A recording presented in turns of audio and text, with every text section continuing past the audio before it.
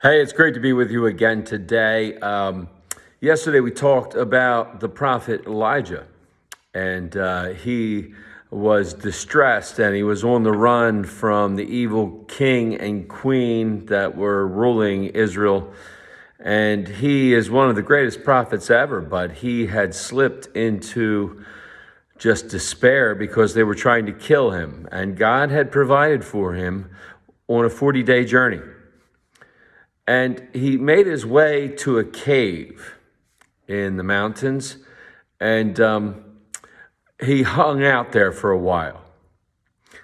And as he was in there, right, he is praying to God, and he says, God, everybody is gone. I'm the only one left. I'm the only faithful one left to you. You might as well just let me die.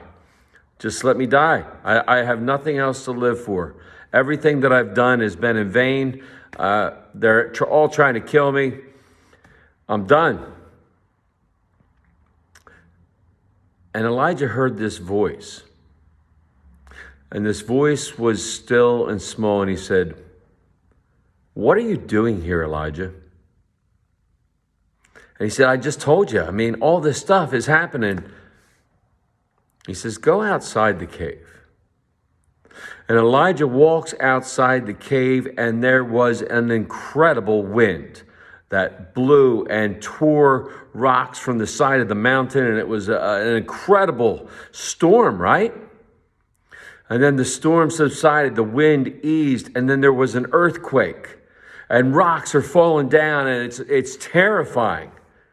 And then this incredible fire comes through. It whips through the valley and up the mountainside, and there's just flames everywhere. But God wasn't in the wind or the earthquake or the fire. And then Elijah heard a still small voice, very small, very quiet. And the voice said, what are you doing here, Elijah? You see, God doesn't always come in the loud, and we want the loud, don't we? We want to hear our voice called out loud, Joe, it's God. But it's not usually how God works.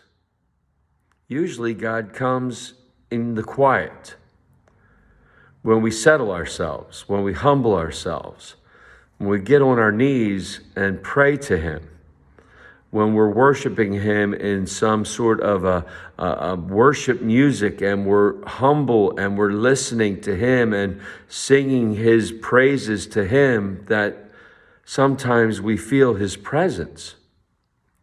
You see, that's what happened to Elijah that night. He was all caught up in running and trying to get away and, just pleading God to do something incredible. And instead, God comes and whispers his name. I come to the sanctuary sometimes to be quiet, to settle myself. We need sometimes to find that quiet place. Sometimes maybe it's our bedroom, or maybe it's a closet. We have a walk-in closet. We can sit a chair in and turn the light on and just shut the door and be by ourselves with God. Maybe it's downstairs in the family room. Maybe it's somewhere else. But we need to find a quiet place so that we can hear the voice of God. May God continue to pour out his grace, mercy, and blessings on each and every one of us until we get to meet again. Amen. Amen.